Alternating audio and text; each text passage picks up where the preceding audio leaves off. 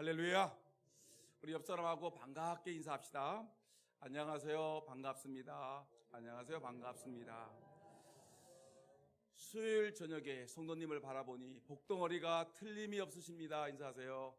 수요일 밤에 성도님을 바라보니 복덩어리가 틀림이 없으십니다. 사랑하고 축복합니다. 사랑하고 축복합니다. 아멘. 우리 금산장로교회 복덩어리 성도 여러분, 요즘 전 세계적으로 이 에너지에 대한 관심이 참 많습니다.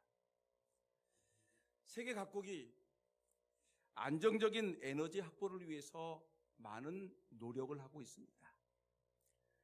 최근에는 환경에 대한 관심이 아주 높기 때문에 이 풍력 에너지에 대한 많은 투자를 하고 있습니다. 바람을 이용하는 에너지니까 청정 에너지가 되겠죠. 그리고 경제성도 높다고 말하고 있습니다. 여러분, 우리나라도 풍력 발전에 대하여 많은 투자를 하고 있습니다. 높은 산에다가 풍력 발전기를 설치하기도 하고 해상에다가 이렇게 설치하기도 합니다. 바다에 설치하는 풍력 발전기의 크기가 무시무시하게 큽니다. 실제로 전라북도 무안군이라든가 또 고창군 앞바다, 이렇게 이 풍력 발전기를 설치하는데 엄청난 크기의 발전기가 설치되고 있습니다. 바닷가에서 우리가 자동차를 타고 지나갈 때는 그렇게 커 보이는 것 같지 않지만은, 여러분, 제가 한번 이 풍력 발전기에 대해서 한번 제가 인터넷 검사를 해봤습니다. 풍차의 크기가 얼마나 크냐면 이 바다에 설치하는 이 하부 구조물까지 포함하게 되면 높이가 무려 155m가 됩니다. 엄청나죠? 날개 하나가 크기가 65m입니다. 근데 이런 풍차가 날개가 한번 휙 하고 돌아가게 되면 한 가정에서 하루 종일 쓸 수 있는 전기가 생산되는 것입니다. 그러니까 풍차가 한번 이 100번 돌아가게 되면 한 마을 100가정이 하루 종일 쓸 수 있는 이런 전기가 생산되는 것이고, 1000번 돌아가게 되면 1000가정이 하루 쓸 수 있는 것이 되니까 하루에 엄청나게 돌아가겠죠. 그러니까 엄청난 이 전기가 여러분 생산되는 것입니다. 몇 개를 세워졌는지는 정확하게는 모르지만 지금 전라북도 구창, 고창, 부안, 신안군 앞바다, 제주도에 많은 사람들이 이야기는 한 수백 개 이상이 설치되었다고 얘기하는데, 이 놀라운 사실은 여기에서 엄청난 전기가 생산된다는 사실입니다. 그런데 저는 설교자이기 때문에 설교를 준비하면서 이런 생각을 해봤습니다. 풍력 에너지를 얻기 위해서 이렇게 과학적으로 완벽하게 풍차를 만들어 놓고 천문학적 많은 돈을 들여서 엄청나게 많이 만들어 놓는다고 해도 바람이 불지 않으면 무용지물이 되고 만다는 것입니다. 여러분, 풍력 발전기는 바람이 불어서 날개가 돌아가야지 에너지를 만들어 놓는 것입니다. 근데 수백 개, 수천 개를 만들어 놔도 바람이 불지 않으면은 여러분 모든 것이 헛것이라는 것입니다. 여러분, 저는 생각을 해봤습니다. 여러분, 신앙생활도 마찬가지라는 것입니다. 예수 믿는 사람들에게 있어서 성령의 바람이 불지 않으면 여러분 신앙생활이 너무너무 재미가 없는 것입니다. 예수 믿는 사람들에게 성령의 바람이 불어야지 기도 생활이 재미있고 찬송 생활이 재미있고 예배당에 나와서 예배하는 것이 재미있고, 여러분 교인들과 만나서 이렇게 교제하는 것이 재미있고 구역 예배 드리는 것이 재미있고 성경 공부하는 것이 재미있지 않겠습니까? 근데 여러분, 성령의 바람이 불지 않으면은 여러분, 교회 생활이 아무 재미가 없는 것입니다. 아무리 예배당을 돈을 많이 들여서 여러분 이렇게 큰 예배당을 줘놔도 교회 생활이 재미가 없고 성령이 떠나가 버리면, 성령이 소멸돼 버리면, 성령의 바람이 불지 않으면 여러분 무슨 재미가 있겠습니까? 예배 시간에 무슨 재미가 있고 찬송이 무슨 재미가 있겠습니까? 그래서 여러분, 교회 안에는 하나님의 성령이 날마다 충만히 임하고 성령이 강력하게 임재하고 성령의 바람이 불어야지만이 여러분 교회가 인기 있게, 활력 있게 여러분 교회가 늘 부흥하고 성장하는 것입니다. 우리 교회가 날마다 성령의 바람이 부는 그런 은혜로운 교회가 되기를 예수님의 이름으로 축원합니다. 여러분, 사도행전 2장을 읽어보게 되면 초대교회 그 오순절 성령의 그 충만한 다락방 사건이 일어나지 않습니까? 교회 그 120명의 성도들이 예수님께서 말씀하신 그 약속을 기다리면서 하나님께 주실 그 성령을 기다리면서 간절히 기도하는 중에 강력한 성령의 임재를, 성령 충만을 받게 되었습니다. 여러분, 이 120명의 성도들은 성령 충만함을 받고 이들은 세상을 향해 나갔습니다. 성령 충만을 받고 세상에 나가서 예수님을 증거하니까 놀라운 역사가 벌어지기 시작을 했습니다. 회개하라 라고 했더니 사람들이 형제여 어찌하면 좋을까? 우리가 어떻게 하면 좋겠느냐? 사람들이 회개하기 시작을 합니다.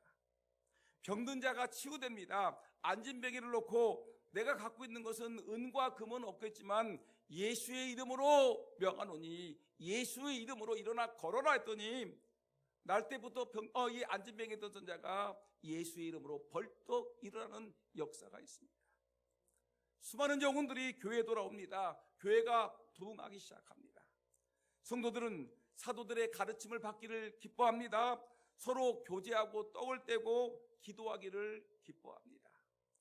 왜냐하면 성령 충만함, 성령의 바람이 교회 안에 불기 때문에 성도들은 하나님 말씀을 배우는 것을 기뻐하고 마음을 같이하여 성전에 모이기를 힘쓰고 집에서 떡을 떼고 기쁨과 순전한 마음으로 음식을 먹고 하나님을 찬미하고 온 백성에게 칭송을 받으며 구원받은 사람들이 날마다 더하는 이런 초대교회가 되었다는 것입니다.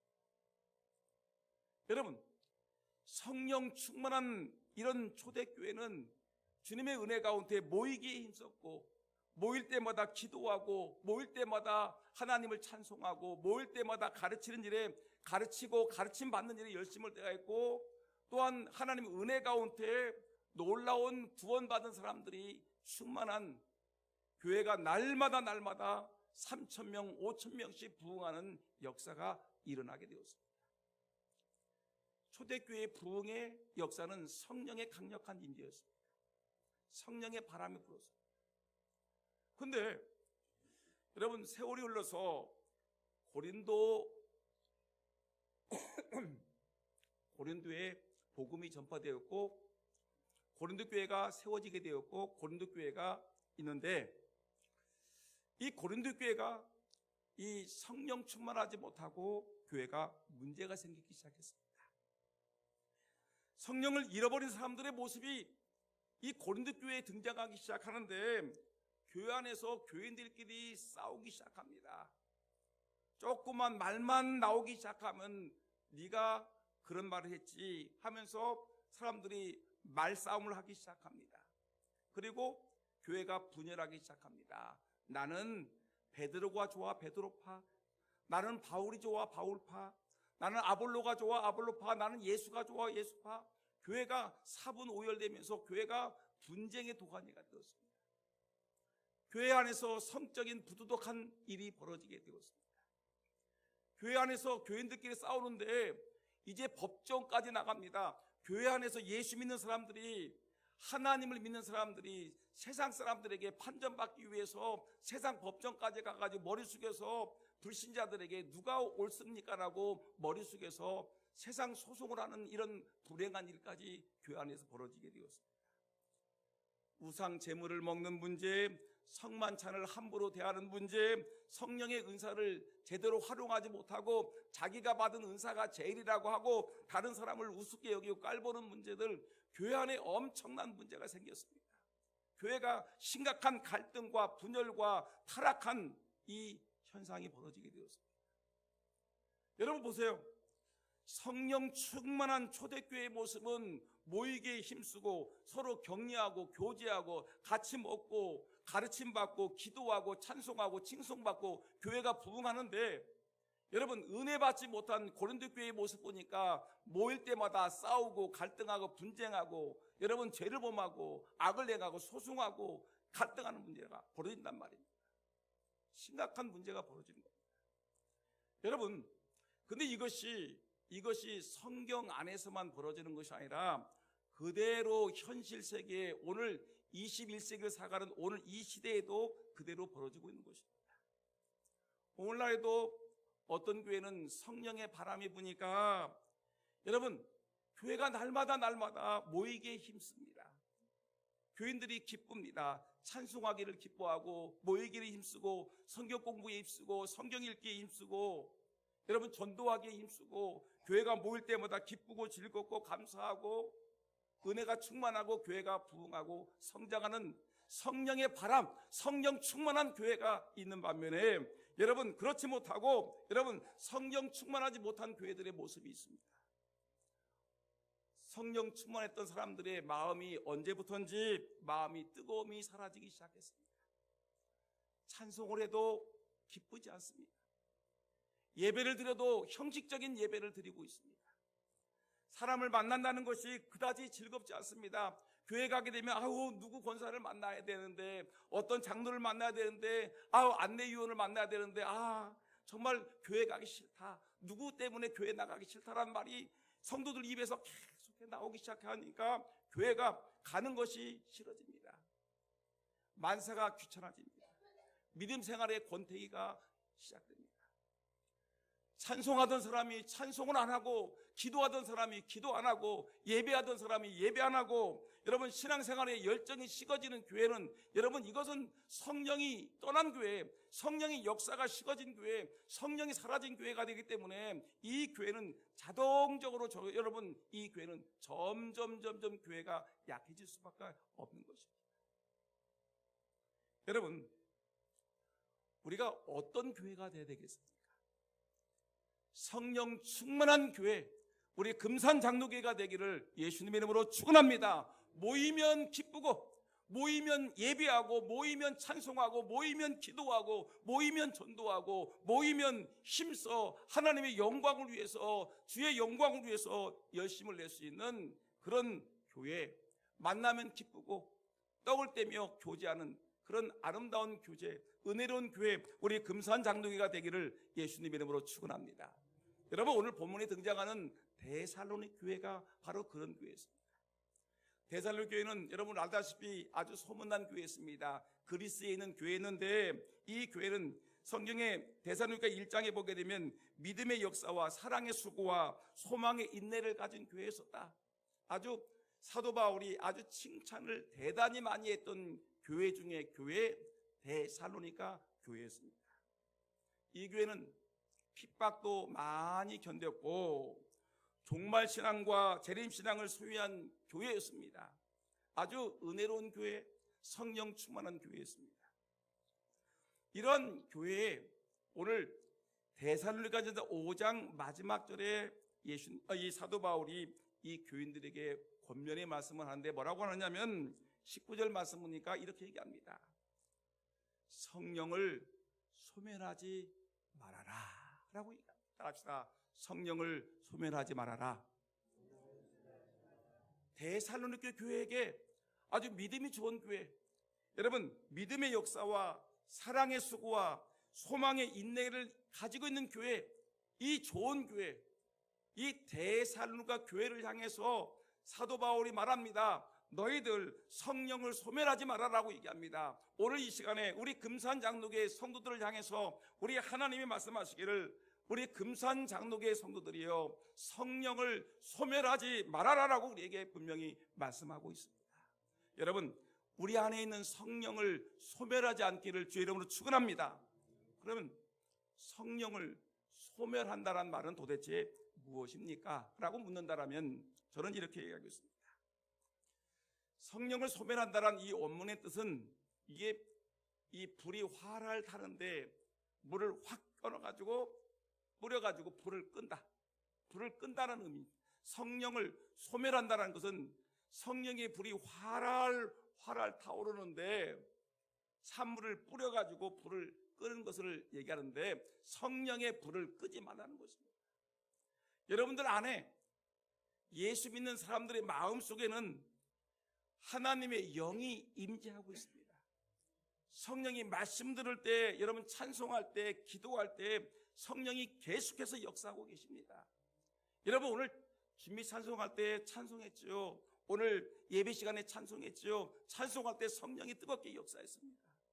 기도할 때 하나님의 영이 역사하셨습니다. 지금 말씀 듣는데 하나님의 영이 역사할 줄 분명히 믿습니다. 성령이 이렇게 역사할 때 이 성령이 불이 탁 타오르고 있는데, 근데 이때 찬물을 쫙 뿌려가지고 성령의 불을 끄지 말아라. 기도하던 사람이 기도를 멈추지 말고, 찬송하던 사람이 찬송을 멈추지 말고, 예배하던 사람이 예배 생활을 멈추지 말아라. 여러분 성령의 불을 끄지 않으면 그러면 어떻게 되겠습니까? 성령은 계속해서 뭐가 있겠습니까? 내 안에 임재하고 계시겠죠. 성령의 불을 끄지 않으면 성령은 내 안에 계속해서 임재하고 계십니다. 내가 성령을 소멸시키지 않는다면 성령은 언제든지 나와 동행하십니다.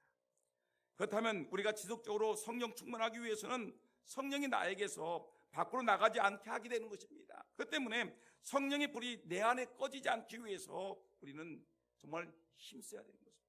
오늘 사도 바울은 대사님과 교인들에게 말합니다. 성령을 소멸하지 말아라. 그러면 이 시간에 성령을 소멸하지 말아라고 했는데 우리 그리스도인들이, 우리 금산장로의 성도 여러분들이 성령의 불을 꺼뜨리지 않기 위해서는 어떻게 살아야 될 것인가? 이 얘기를 간단하게 몇 가지 주제를 가지고 말씀을 드리려고 합니다. 여러분,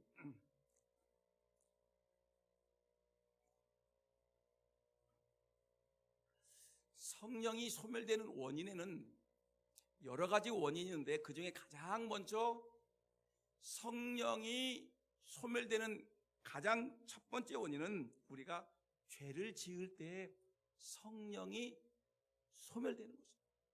죄를 지을 때. 여러분 이스라엘의 역사에서 가장 암흑기가 언제입니까? 라고 묻는다면 여러분 사사시대라고 얘기할 수 있겠지요. 여호수아가 죽었습니다.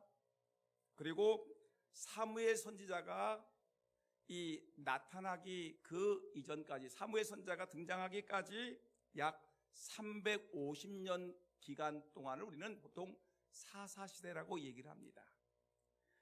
가나안 정복의 지도자인 여호수아와 그 시대의 사람들이 죽자 그 다음 세대, 성경은 다른 세대라고 얘기했습니다. 하나님의 그 놀라운 그 역사하심을 경험하지 못한 다른 세대, 이 다른 세대들이 이제 가나안 땅에서 살게 되었는데, 이 가나안 땅에 살고 있는 이 가나안 세대들은, 이스라엘 백성들은 급속히 이제 아직 정복하지 못했던 그 이방 민족의 그 문화, 우상에 빠져 살게 되었습니다. 그리고 그들과 어울리면서 그들의 딸들과 결혼하면서 죄를 범하게 되었습니다. 하나님이 그렇게 싫어하는 우상 숭배, 바벨론 문화, 이런 죄악된 문화를 이들은 접하고 살게 된 것입니다. 하나님은 오직 하나님 나라를 위해서 이들을 이끌고 나왔는데 이들은 계속해서 여러분 이 우상 숭배하고 이방 나라를 섬기고 이 바벨의 문화를 계속해서 섬기고 있으니까 하나님은 이들을 이방인들의 손에 붙여서 징계를 하십니다. 죄를 범하니까 하나님이 징계하시겠지요. 징계당하니까 이들은 징계당하는 것이 너무너무 힘들으니까, 이방 민족에게 식민지 생활 속박을 당하니까 너무너무 힘들으니까 이들은 하나님 앞에서 하나님, 우리가 잘못했습니다, 살려주세요라고 하나님 앞에 부르짖습니다. 부르짖으니까 하나님은 우리를 늘 불쌍히 여기시고 우리의 부르짖음에 응답하신 하나님이시니까 그들의 부르짖음에 응답하셔서 이들을 구원하시기 위해서 사사를 보내십니다. 삼손과 같은 사람, 온니엘과 같은 사람, 삼과 같은 사람, 드보라, 기드온과 같은 사사를 보내십니다. 그래서 이들을 구원하십니다. 몇십 년 동안, 80년 동안, 40년 동안 이들을 구원하십니다. 근데 이렇게 평안하다가 또 이들은 어떡합니까? 평안하니까 이들이 또 살다가 또 죄에 탐해서 죄를 범합니다. 우상 문화에 또 접어져가지고 우상 숭배하고 죄를 범합니다. 죄를 범하니까 하나님의 징계가 있고, 그리고 하나님께 부르짖고, 또 하나님께서 이들 사사를 통해서 구원하시고 평화가 옵니다. 이것이 계속해서 이 사사 시대의 이 사이클인데, 여러분 이 시대는 바로 이렇게 죄를 범하는 시대였습니다. 아주 성경에서 가장 어둠의 시대가 바로 사사 시대였습니다. 근데 여러분, 사사 시대를 대표하는 성경 구절이 무엇이냐면, 사사기에서 제일 마지막에 결론적으로 뭐라고 했느냐면, 사사기 21장 25절 말씀 보니까 기가 막힌 말이 나오는데 뭐라냐면, 여러분 읽어볼까요? 시작. 그때 이스라엘에 왕이 없으므로 사람이 각기 자기의 소견에 오른 대로 행하였더라. 이스라엘에 누가 없어요? 왕이 없어요. 왕이 없으므로 사람이 각기 자기의 소견에 오른 대로 해요. 각기 교인들이 300명이 모였으면 300명이 자기 소견에 오른 대로, 자기 멋대로 하는 거예요. 자기 소견에 오른 대로 행하는. 그래서 사사기의 저자는 사사기의 역사를 마감하면서 결론적으로 마지막 장 마지막 절에 지금 얘기한 것 같이 사람이 자기의 소견에 오른 대로 행하였더라라고 우리에게 전해주면서, 여러분, 자기의 소견에 오른 대로 행하였다. 여러분, 이 말은 뭐냐면, 다른 말로 얘기하면 그 안에 사사시대에 살고 있던 사람들, 자기의 소견에 오른 대로 행하였다는 사람들의 마음속에는 무엇이 없다는 거냐면 하나님의 영이 없다는 거죠. 하나님이 없어요. 하나님이 영이 없어요. 하나님의 영이 없으니까 하나님의 가르침과 하나님의 지도와 하나님의 음성을 듣지 못하고 자기의 소견, 자기의 뜻, 자기의 생각, 자기의 주장, 자기의 의지대로 자기가 하고 싶은 대로 살아가는 것입니다. 여러분, 근데 이상합니다. 이스라엘 백성은 하나님의 백성인데 그들에게 하나님의 영이 없다는 것은 정말 이해할 수 없는 일 아니겠습니까? 우리가 성경을 통해서 알 수 있는 것은 이스라엘 백성에게 있어서 하나님의 영이 없으면 아무 일도 할 수 없다는 것을 우리가 너무나 잘 알고 있습니다. 이스라엘 백성들이 아무리 전쟁을 잘해도, 가나안 땅을 점령했어도, 군사가 아무리 많아도 하나님의 영이 역사하지 않으면 여러분, 전쟁을 하면 할수록 패하는 것입니다. 블레셋 민족이 법궤를 가져간 이후에는 이스라엘 민족은 전쟁을 하게 되면 백전백패입니다. 하나님이 임재한다라는 이 법궤를 빼앗기고 난 후에는 하나님이 영이 떠났기 때문에 이들은 백전백패했습니다. 그런데 하나님이 영이 떠나면은 이들은 아무것도 할 수 없었어요. 그러나 반대로 하나님이 영이 함께하기만 하면은 이들은 백전백승했습니다. 아무리 강한 블레셋이라 해도 하나님이 영이 함께하면 문제될 것이 없었습니다. 가진 무기가 약해도, 또한 군사가 매우 적어도 하나님의 영이 함께하시게 되면 여러분, 어떠한 강한 적이라도 이 하나님이 함께하시니까 어떤 정도 능히 감당하고 승리할 수 있었습니다. 여러분, 성경을 통해서 여러분 얼마든지 보시지 않았습니까? 하나님이 떠나면 이스라엘 민족은 그대로 패하고, 하나님이 함께 하시면 아무리 약해도 이스라엘 민족은 이길 수가 있었습니다. 여러분, 죄가 무엇입니까? 죄라는 것은 뭐냐면 하나님 없이 자기 뜻대로 하는 것이 죄입니다. 하나님은 잠깐 좀 사라져 주시고요, 제가 하고 싶은 대로 할 수 있게 해주세요. 하나님이 에덴 동산에서 아담에게 물으셨던 것이 무엇입니까? 하나님의 말씀을 듣고 살 것인가, 내 뜻대로 살 것인가? 하나님 말씀대로 살을래, 인간의 뜻대로 살을래? 아담은 하나님의 말씀대로 살기보다는 자기의 뜻대로 살기를 원했습니다. 하나님이 먹지 말라고 하는 그 열매를 따먹었습니다. 하나님의 뜻대로 살지 않겠다고 선언했습니다. 그것이 죄가 되는 것입니다.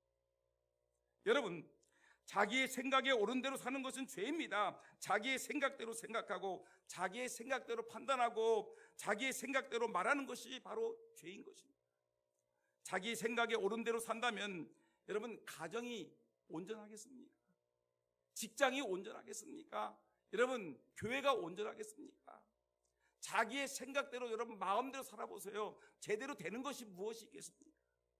여러분, 죄는 하나님이 가장 싫어하십니다. 죄를 지으면 하나님과의 관계가 끊어지고요, 죄를 지으면 성령이 저절로 소멸되는 것이고요, 우리가 죄를 지으면 성령의 불을 끄는 것이기 때문에 여러분, 오늘 본문 22절에도 성령을 소멸하지 말라고 얘기하면서 악은 모양이라도 버리라고 재차 강조하고 있는 것을 볼 수가 있습니다.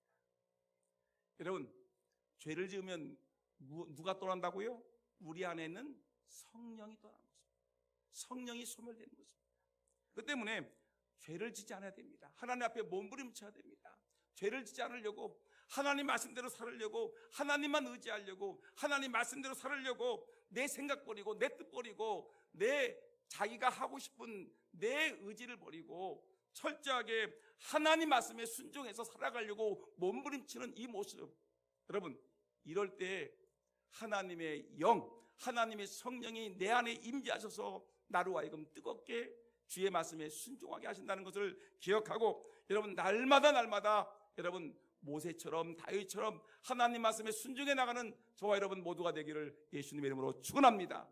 죄는 우리의 인간에게 있어서 하나님의 영을 떠나게 하는 요소라는 걸 기억하고, 죄를 범하지 않으려고 몸부림치는, 기도하는 하나님의 백성들이 되기를 주의 이름으로 축원합니다. 그 다음에 또 하나, 성령을 소멸하지 말라. 성령을 소멸하는 또 하나의 원인을 보니까 여러분, 불평할 때 성령이 소멸됩니다. 여러분, 우리가 출애굽기를 보게 되면 이스라엘 민족이 애굽에서 종살이 하다가 하나님의 은혜 가운데 이스라엘 백성들이 이 바로의 이 권력에서 이제 해방되어서 홍해 바다를 건너서 이제 광야 40년 생활을 거쳐서 이제 가나안 땅에 들어가지 않습니까? 근데 그 과정 속에 이스라엘 백성들이 얼마나 원망하고 불평을 잘합니까?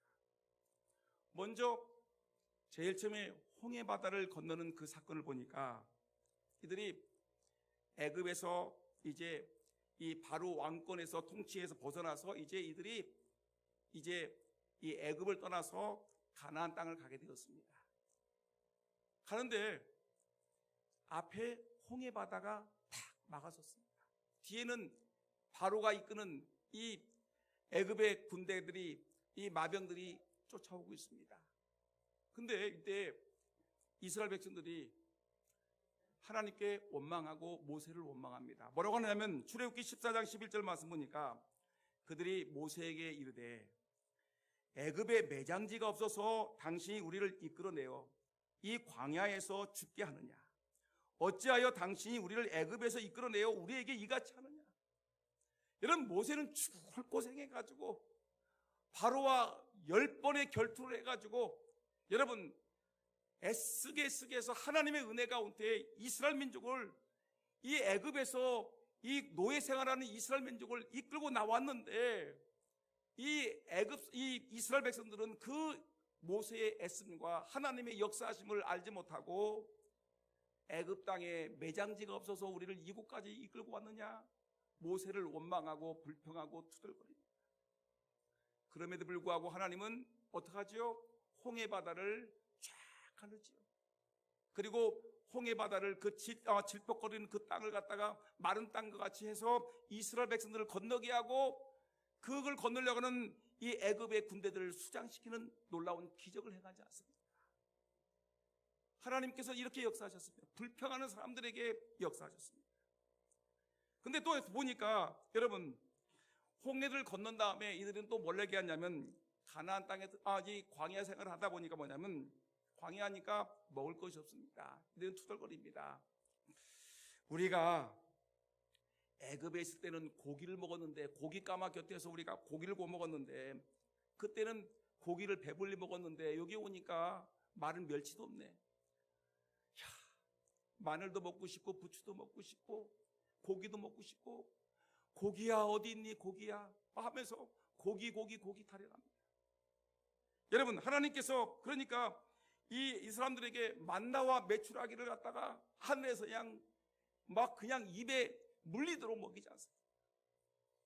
또 이들이 물이 없다고 불평하니까 반석에서 물을 막 펑펑 쏟아서 물을 실컷 먹게 합니다. 가나안에 12명의 정탐꾼을 보냈습니다. 12명의 정탐꾼을 보냈는데 10명의 정탐꾼들은 다녀와서 한다는 말이, 그곳에 가면 우리는 다 죽습니다. 그 땅은 아름다운 곳은 많고 그 땅의 열매는 참 우람하고 좋은 것은 맞는데, 그곳에 가게 되면 그 성은 웅장하고 그들은 키가 큰 장대한 거인들입니다. 그들은 장대한데 우리는 그들에 비하면 뭐다? 메뚜기와 같이 보잘것없는 사람들이기 때문에 거기에 가면 죽습니다. 우리는 못 가요, 못 들어가요 하면서, 우리가 여기까지 왔는데 우리는 못 들어가니 억울해 죽겠다고 막 땅을 치며 울고, 백성들이 그 말 듣고 땅을 치며 웁니다. 불평, 불만, 그것이 심해서 돌을 들어서 모세를 죽이려고 합니다. 여러분, 불평, 불만, 결론이 뭡니까? 홍해 바다를 건널 때 불평, 고기가 없다고 불평, 물이 없다고 불평, 가나안 땅에 못 들어간다고 불평, 뭐가 없다고 불평하니까 여러분, 성경이 뭐라냐면 히브리서 3장 6절에 뭐라고 했냐면 이렇게 얘기했습니다. 그러므로 히브리서 3장 6, 7절 보세요. 그러므로 성령이 이르신 바와 같이 오늘 너희가 그의 음성을 듣거든 광야에서 시험하던 날에 기억하던 것 같이 너희 마음을 뭐라? 완고하게 하지 마라. 크게 합시다. 완고하게 하지 말라. 완고하게 하지 말라는 말은 뭐냐면 불평 불만하지 말아라. 얘들아, 이 애굽의 광야의 시대의 사람들과 같이 불평 불만하지 말아라, 이 얘기입니다.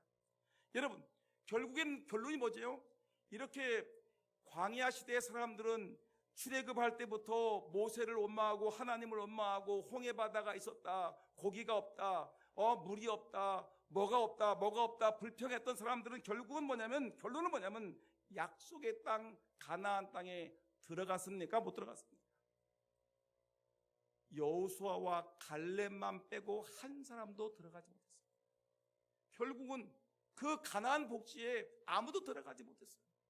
불평 불만하다가 40년 동안 그 광야에서 뺑뺑뺑뺑 돌다가 여러분 죽을 수밖에 없었습니다. 여러분, 하나님의 영이 떠나면은 안 됩니다.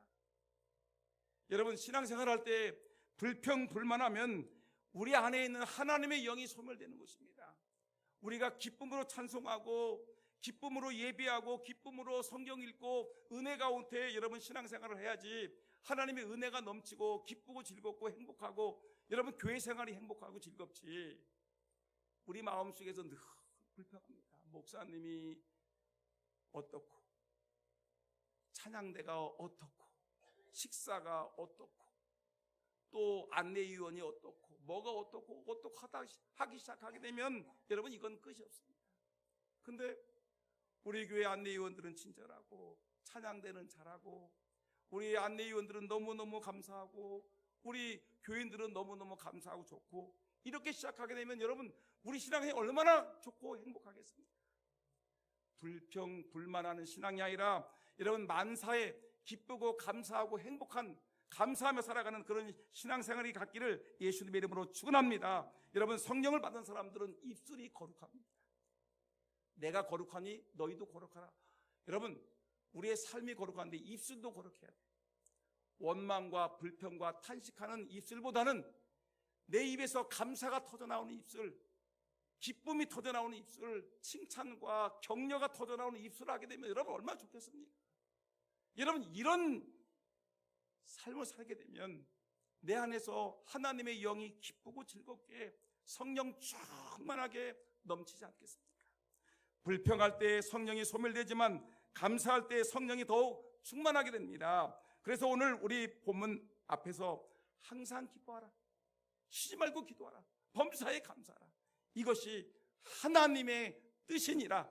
그러면서 성령을 소멸하지 말아라, 우리에게 분명히 말씀하고 있지 않습니까? 여러분, 우리 금산장로교회 하나님의 성령이 날마다 충만하게 임하기 위해서 교회가 부흥하고 예배가 뜨겁고 기도가 뜨겁고 찬송이 뜨겁고 정말 열정적으로 하나님께 예배하고 은혜로운 교회가 되기 위해서 여러분 불평불만하지 않고 성령 충만한 하나님의 종들이 다 되기를 예수님 이름으로 축원합니다. 또 하나, 성령을 소멸하지 않는 또 하나가 있는데, 성령이 소멸되는 원인이 무엇일까? 그것은 하나님이 우리에게 은사를 줬는데 은사를 사용하지 않을 때에 성령이 안타깝게도 소멸이 됩니다. 하나님은 예수님을 믿는 모든 성도들에게 이 세상에서 여러분 능력 있게 살아갈 수 있도록 저에게도 여러분들에게도 모두에게, 모든 사람들에게 은사를 주었습니다. 은사, 성령의 은사를 주었습니다. 이 은사는 우리의 삶을 기쁘게 하고 만족하게 하고 우리 공동체, 우리 금산장로교회, 여러분 가정이라든가 우리 금산장로교회라든가 우리 이 하나님을 위해서, 하나님의 영광을 위해서 유용하게 쓸 수 있도록 하나님이 주신 축복입니다. 은혜입니다. 근데 이 은혜를 다 받았는데, 이 재능을 다 받았는데 이것을 그냥 썩혀두는 사람이 있어요. 여러분들은 어떤 은사가 있을까요? 여러분들에게 다 은사가 있는데 여러분들이 갖고 있는 은사는 도대체 무엇일까? 한번 볼까요? 로마서 12장에 보니까 제가 찾아왔는데 한번 볼까요?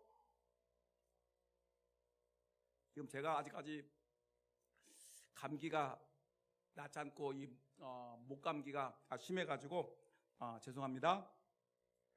로마서 12장에 보니까 이 은사를 쫙 설명했는데 보니까 지혜의 은사가 있어요. 지혜. 여러분 교인들 중에 지혜로운 사람이 있어요. 지혜. 지식에. 어떤 분들은 목사님, 제가 우리 교회 온 지가 지금 벌써 7년 됐는데 제가 이 부임했을 때 설교를 본문을 알고 있는 사람이 있어요. 지식이 뛰어난 사람이 있어요. 믿음의 은사, 그 다음에 그것도 잘 믿어지는 것도 여러분 은사입니다. 은사, 그 다음에 병 고치는 은사. 여러분 제가 대전에 있을 때 교회가 많이 부흥했는데 그 중에 하나가 뭐냐면, 제가 기도하게 되면 그 중에 하나가 뭐냐면 아기 못 낳는 사람들이 아기를 낳는 거예요. 대단하지 않습니까? 그러니까 아기를 못 낳는데 제가 그 집에 신방 가가지고 딱 기도를 해. 그러면 놀랍게도 잉태하는 거야. 그래가지고 놀라운 부흥의 역사가 있었어요. 여러분, 이런 은사, 병 고치는 은사, 능력 행함의 은사, 예언의 은사, 영분별의 은사, 방언의 은사, 통역의 은사, 섬기는 은사, 가르치는 은사, 권위하는 은사, 구제하는 은사, 다스리는 은사, 국률을 베푸는 은사. 여러분, 근데 이런 모든 은사 중에서 사도 바울은 고린도전서 13장에서 말하기를 이런 은사가 다 있는데 그 중에 최고의 은사는 뭐다? 사랑이니라. 믿음, 소망, 사랑, 그 중에 제일은 사랑이니라. 사랑의 은사가 제일이라. 여러분, 우리 교회 안에 들어오게 되면 어떤 분들은 보면 막 들어오자마자 우리를 끌어안고서 반갑다고 인사하고도 커피 타주는 사랑이 넘치는 장로님 있지 않습니까? 사랑의 은사가 제일입니다.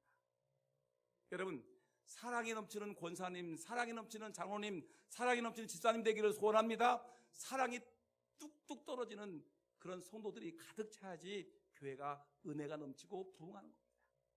여러분, 이런 교회가 되어야 됩니다. 사랑이 제일 큰 은사인데 근데 하나님이 이렇게 이 은사를 주는 이유는 뭐냐면, 왜 우리에게 은사를 주었을까? 은사를 주는 이유가 에베소서 4장 12절 말씀 보니까 그 우리에게 은사를 준 이유가 있는데, 에베소 4장 12절 해보세요. 이는 졸고 있나? 에베소 4장 12절 졸고 있어요. 제가 부르게 드리겠습니다. 이는 성도를 온전하게 하여 봉사의 일을 하게 하며 그리스도의 몸을 세우려 하십니다. 여기 세 가지가 나옵니다. 여러분, 우리가 하나님께서 우리에게 다양한 은사를 줬는데, 기도, 방언, 병 고치는 은사, 다양한 은사를 줬죠. 이런 은사를 줬는데 이 은사를 주신 이유 세 가지. 첫째, 성도를 온전하게 하는 일. 두 번째, 봉사의 일을 하게 하는 일. 세 번째, 그리스도의 몸을 세우게 하는 일. 이것이 은사의 중요한 일입니다.